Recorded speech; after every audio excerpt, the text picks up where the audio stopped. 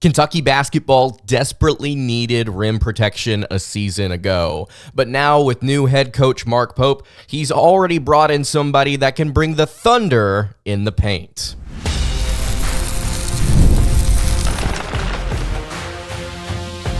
You are Locked On Kentucky, your daily podcast on the Kentucky Wildcats, part of the Locked On Podcast Network, your team every day. All right, what's going on, Big Blue Nation? Welcome on into Locked On Kentucky, your daily Kentucky Wildcats podcast. I'm your host, Lance Dawe. On today's episode of Locked On Kentucky, we are going to be discussing new Kentucky Wildcat Amari Williams transferring out of Drexel, a powerhouse in the paint. Going to talk about his strengths and what he can bring to the table for Kentucky this season, and if he has committed to the Wildcats, which he has.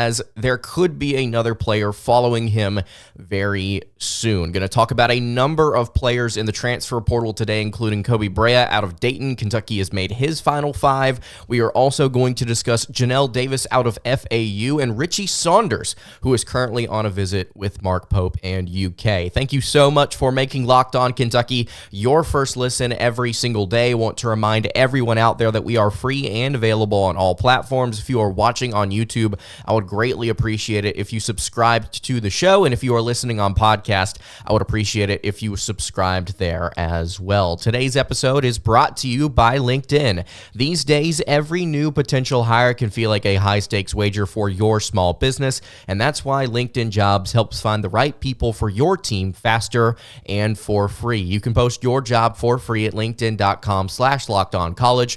Terms and conditions apply. All right, so let's go ahead and get into it. Amari Williams has committed to Kentucky basketball, a 6'11" powerhouse in the paint coming out of Drexel University. The Drexel Dragons played there for 4 seasons before entering the portal and committing to Mark Pope over the course of the weekend, and this is the guy that Kentucky basketball desperately needed to kind of tend to their woes defensively from a season ago. Obviously, it's a completely new roster, a new head coach, a new philosophy, and I think this guy is a great start to Kentucky's roster. First player to commit out of the portal. Let's look at some of his numbers. 12.2 points per game, 8 rebounds, 2 assists per game while shooting 52% from the floor and 33% from three. Last year at Drexel, he was a menace defensively. And if you look at some of Drexel's numbers on KenPom, you'll start to realize that, hey, this kid really did anchor down one of the nation's best interior defenses. Now we understand that he played in a relatively weak mid-major conference, but Amari Williams at 6'11" was doing everything right on the defensive end. Energy, he really did bring the excitement on that end of the floor when it came to not standing around, not kind of watching the ball like Kentucky basketball did a season ago. If you go and look at some of this kid's highlights, you'll immediately know this kid actually looks like he wants to be there playing defense. He was the most utilized player on Drexel's team a season ago. He was top 40 in the nation in block percentage, but it was not necessarily about the blocks for Amari Williams. And this is something I've continued to talk to you about on this show, about how important interior defense is, where it doesn't necessarily matter how many blocks that you or your team gets per game, although that is a factor. It really is about affecting shots and forcing misses. It's not about whether or not you block a ton of shots. It's about whether or not you force misses. And Kentucky was a perfect example of that. Top 10 in the country a season ago in blocks per game, and yet one of the worst interior defenses in the SEC and one of the worst in the Power 6. You look at Drexel's numbers from a season ago, they were top 80 in the nation in 2-point field goal percentage, and then the previous year, they were top 30 at 46.2%, both of those years with Amari Williams being the most dominant player on the roster. He can pass the ball, he can distribute, he can back down in the paint, and he can get you a bucket on occasion. But I really do think that Williams can find a way to fit very well into Mark Pope's 5-out offense, because he was not a traditional back-to-the-basket big, although you can utilize him that way. he was looking to create other shots for other players. He was utilized out on the perimeter some. He was utilized further away from the rim in the paint. And you look at Amari Williams and his stature and his film, and you don't really think that he would be capable of such things. But we've seen Coach Pope at BYU turn different centers into really strong passers and really strong facilitators and directors of offense. And I wouldn't necessarily say this guy's going to be out there running point, but if you've listened to my show for a couple of weeks now, kind of diving into what BYU and Pope did, they utilized a big man at the top to run a lot of different sets and to kind of set some things up. So not only is Amari Williams defensively probably the best player in the transfer portal Kentucky basketball could have gotten, he also can rebound and he can facilitate as well. 3-time Defensive Player of the Year in the CAA. This guy is going to bring the thunder, the energy, the passion. Like I said, unlike Kentucky's bigs a season ago, this kid knows how to defend the pick and roll. He knows how to be aggressive, and he knows how to actually follow through with that aggression and finish plays consistently.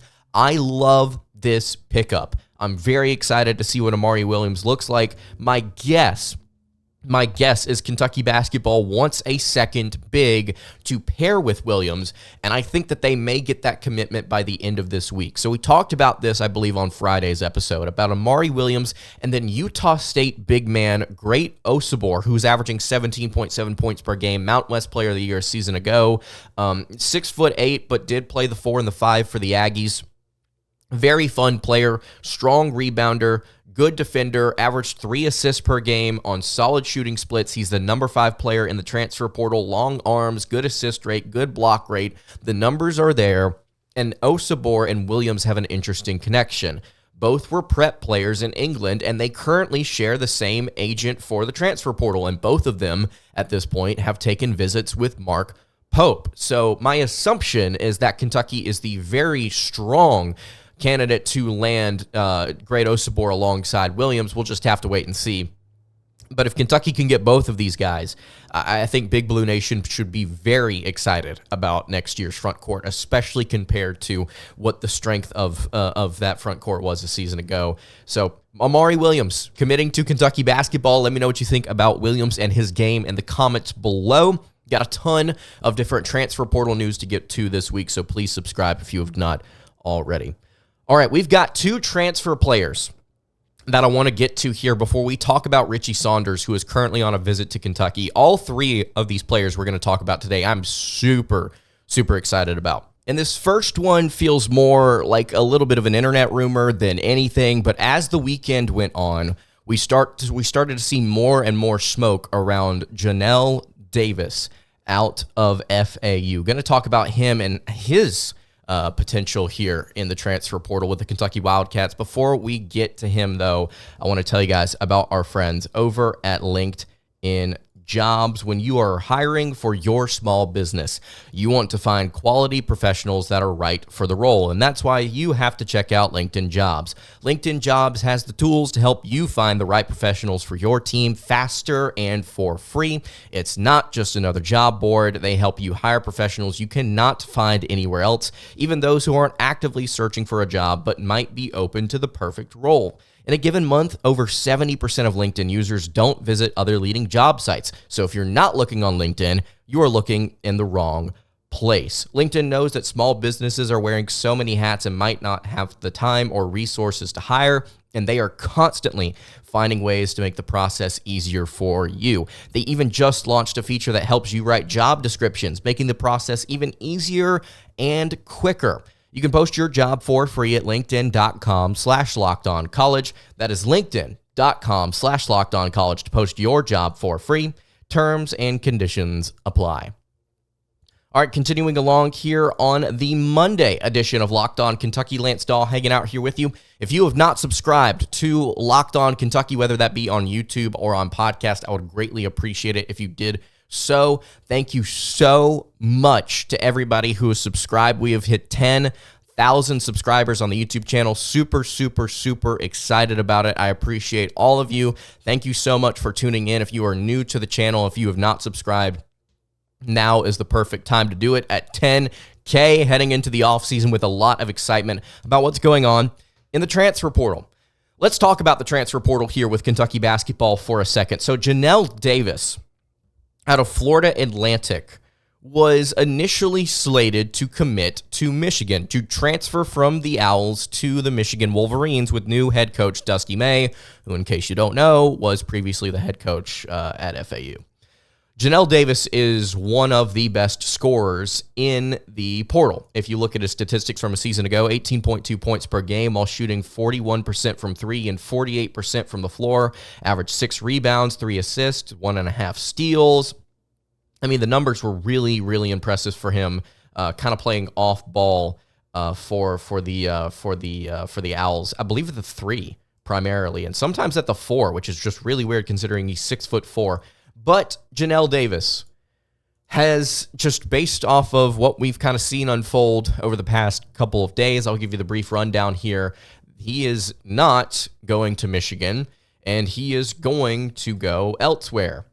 Not sure where he's going to go, but there have been a number of reports, quote unquote, call them what you will, from FAU media, from a couple of different social media kind of people who are sitting here telling us, hey, listen, this kid may be interested in Kentucky, or Kentucky has contacted him alongside Houston. Arkansas may be in the mix. We've heard different things about whether or not those teams are actually in the mix anymore. One of these people, if I'm not mistaken, is Trilly Donovan, who was the first person to actually break the John Calipari to Arkansas news that we talked about a day or two before it actually happened because of Trilly. But I'm not quite sure if I want to stamp my name or even his, because I'm pretty sure he's the one that was the one that kind of started this kind of brush fire across the internet on Sunday about, hey, Janelle Davis in Kentucky. But Janelle, let's just say for conversation's sake, Kentucky is interested, and he has been contacted, because we can say with certainty Kentucky's taken a look and at least said hello to all kinds of transfer portal players, and they've probably said hello to this kid alongside Koby Brea, who we will definitely talk about in a second, who Kentucky is very much so having a cup of coffee with. But let's just play like this is reality for a second, because until we see somebody like Matt Norlander throw this one out here, I'm not going to sit here and be like, oh my goodness, Kentucky and Janelle Davis. Davis, 18 points a game last year at the 3 or the 4, could probably play the 2. Shot 52% at the rim, 47% of his field goal attempts. He shot 49% on left break threes, which was really, really solid. He shot 24% on right break threes, which was just poor. He had an 18% assist rate, which is good, especially for his position. And the big thing about Davis, and this is why I would really like him in a Mark Pope system, at the 3 or the 4, he had a 69% effective field goal percentage in catch-and-shoot situations. That is in the 97th percentile of college basketball players a season ago. Very, very, very good catch-and-shoot player whenever players are setting him up for success in spot-up situations, coming off ball screens and transition, just anything for a teammate to set him up. But he's really, really good whenever he's just catching the ball and shooting the ball. And Koby Brea, very similar. We'll talk about him in just a second. But Davis, I would be thrilled to have, because he plays a role that BYU had on their team last season with a couple of different players. Actually, one of them, Richie Saunders, who we'll talk about in a second. But Davis coming off ball, I think, would be perfect for a 5-out offense. Somebody that can be kind of operating the wings off of zoom action. That can be somebody that is kind of waiting in the corners for different catch and shoot type of things, for drives and kicks out to different players. If you get somebody like Williams or Osobor in the paint, you can definitely kick out to somebody like Janelle, who will be consistently knocking down shots, as he has proven over the course of his career. In case you're wondering, Davis on that Final Four team with FAU from just a couple of seasons ago. This guy's a ball player. He is a very, very solid ball player. Was the most utilized player on Florida Atlantic's roster a season ago at 6'4", 200 pounds.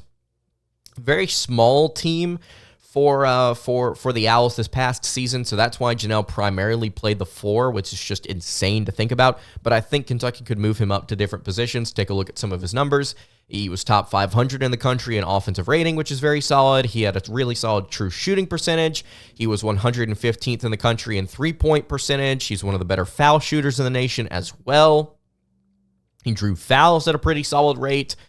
Davis was all around just a bucket getter, and something, if you go and look at just kind of how he scores outside of catch and shoot stuff, it is shocking to me just how evenly efficient he is spotting up, coming off of screens, and playing in transition. It was like an almost even 20 percentage of like how he scores his points.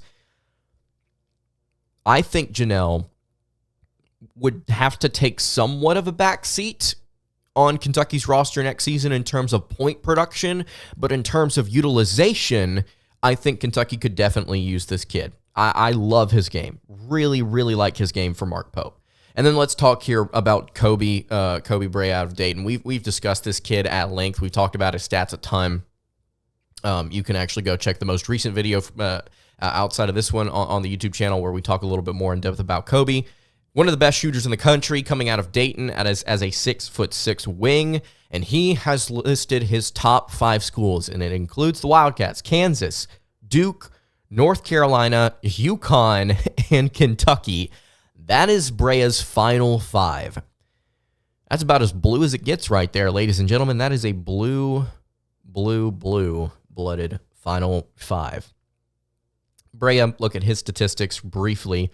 11 points while shooting 50% from 3. Was not one of the more utilized players on Dayton's squad last year because they had Deron Holmes, who was so good.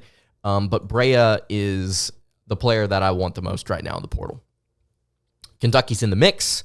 Are they in the mix over a team like UConn or a team like Kansas? I am not sure. We're going to have to wait and see.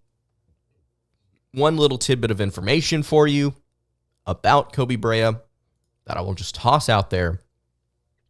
According to Matt Norlander, Mark Pope has official visits scheduled every day this week with a different player. Richie Saunders in the portal, but also considering staying at BYU is first up. Will be a huge next 5 to 7 days for the future of Kentucky's roster in Pope's year 1. Kentucky landed Amari Williams over the weekend. So, Brea may very well be scheduled to have a cup of coffee with Mark Pope. We will see what happens this week, ladies and gentlemen. It is going to be a very fascinating week of transfer portal news. My guess is Davis is also a part of this equation. Richie Saunders, as of today, taking a visit. My guess is he commits. Let's talk a little bit now that we've discussed Brea and Davis. Let's talk a little bit about Richie Saunders, who, in basic terms, has that dog in him. I have a ton of notes on Saunders and how he could fit into this team. Before we get into it, though, I want to tell you guys about our friends over at FanDuel. Ladies and gentlemen, it is playoff time in the NBA and the NHL. Baseball is in full swing, and FanDuel is your place to bet on every single game. Right now, new customers get $150 in bonus bets guaranteed. That's $150 win or lose. You can bet on everything from slam dunks to slap shots to home runs, all on an app that is safe, secure, and super easy to use. So what are you waiting for? You can visit FanDuel.com/lockedon and make your first bet an automatic win. That is FanDuel, America's #1 sportsbook. All right, wrapping up the Monday edition of Locked On Kentucky. So let's talk here for a second about Richie Saunders out of BYU. Like I said, he's got that dog in him. And I'm going to start here with what's at the bottom of my notes about Saunders. He is a glue guy. This guy held things together on occasion for BYU last season, especially whenever they were rotating in some of their bench. Take a look at his numbers from last season. He only started 1 game, 34 games played, and he played much, much better as the season went on. He primarily played the 3-4 for the Cougars. And if you look at some of his base stats, 10 points per game while shooting 52% from the floor, 36% from beyond the arc, 4 rebounds, 1 assist, 1 steal, played his ever-loving heart out every single time he went out there. Go and watch this kid play. He has the most energy I have ever seen out of any player when it comes to just playing like your life depends on it. Like, it just desperately out there, diving for balls, running into people, going in, getting the nitty-gritty done. Love this kid's effort. 6'5", 200-pound guard. Here's a quote from Kyle Tucker of The Athletic. He wrote a piece, he has a piece over on The Athletic talking about Saunders and his energy. Look at this quote from Mark Pope. How can you not love Richie Saunders, right? We say this about several guys, but he literally only knows one speed. He can't slow it down. He can't turn it off. Like, he's really special. You talk about a guy that vomits his whole heart and soul onto the floor every single game. That's pretty cool. There's no coach in America that would not do anything they could to get Richie Saunders on their roster. You know exactly what you're getting, intensity and energy-wise, every single game. To have a guy with that motor is that constant and never goes away is pretty special. You look at some of his numbers from conference play. He shot 36% from beyond the arc overall, and then he shot 37.5% from three in conference play. Got better and better and better as the season went on. Led the nation in turnover rate in conference play, just 3.6% of possessions, which is really, really, really solid.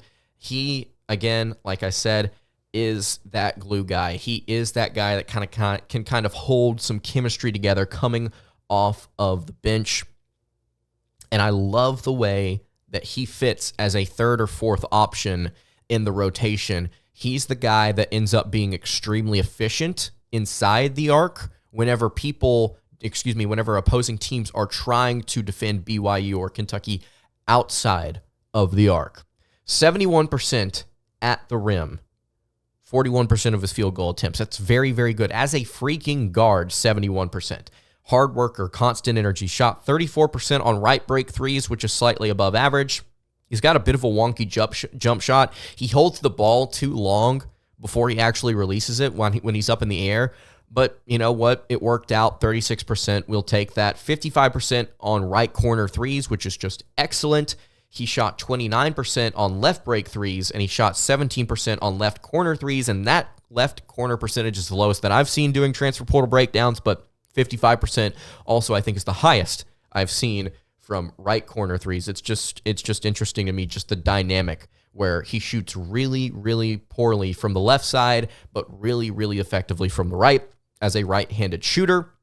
He scores 33% of his points spotting up, which is in the 86th percentile, and he scores 22% of his points in transition. So this kid does one of two things. He plays off ball for BYU and half-court set, and he catches teams lacking consistently whenever he's working off the zoom action that Kentucky likes to run, whether it be cuts, whether it be curls, whether it be kind of picking out and popping off of that zoom action screen, off of that pin down screen, I should say, or he's getting out and running in transition.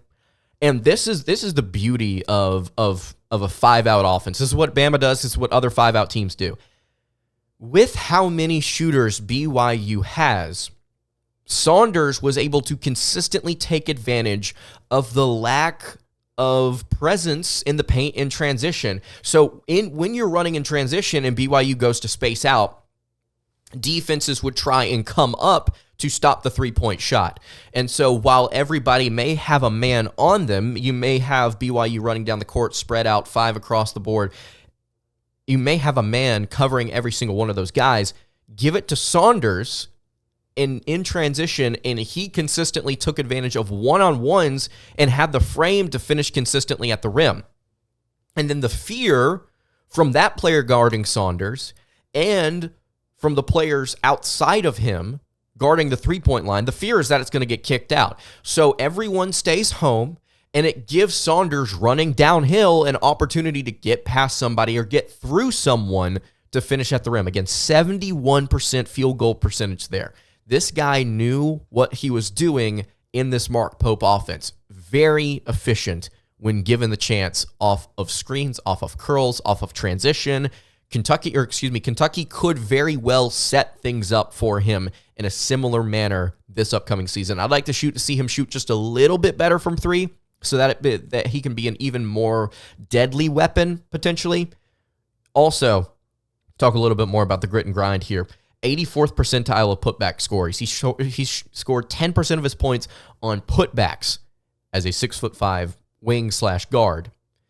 Would be very consistent as the third or fourth option. Really, really, really good glue guy. He's taking a visit with Kentucky right now. 24/7 Sports has a crystal ball for Kentucky to land him.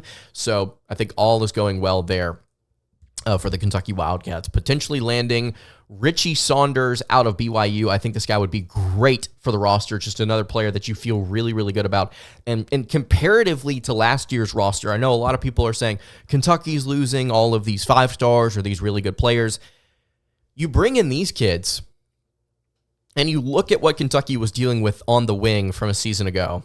If you get kids like this, you can even just compare stats and say, hey, this guy was pretty good as well. Actually, this guy was really good for a team that was more effective than Kentucky and was a better team on KenPom. So there is no drop-off. If anything, you're getting another year from an extremely experienced player in a system that he knows at a school and a conference that may be less rugged than what he just saw in the Big 12. I think it could be a win. So we'll keep you updated on Richie. We'll keep you updated on Koby Brea. We'll keep you updated on Janelle Davis. All of these different transfer portal players. I'm so excited to talk about it here with you. If you have not subscribed to the show, please go ahead and do so. And I think that's going to do it for today's episode of Locked On Kentucky. Hey, you can follow the show on Twitter at Locked On UK. You can follow me on Twitter at LanceDawe_. And you can follow the show over on Instagram. That is at Kentucky Podcast. Any questions, comments, concerns, leave those in the YouTube comments below. Hit me on the socials. I will see you all tomorrow for another episode of Locked On Kentucky. Hope you guys have a great rest of your day, and God bless.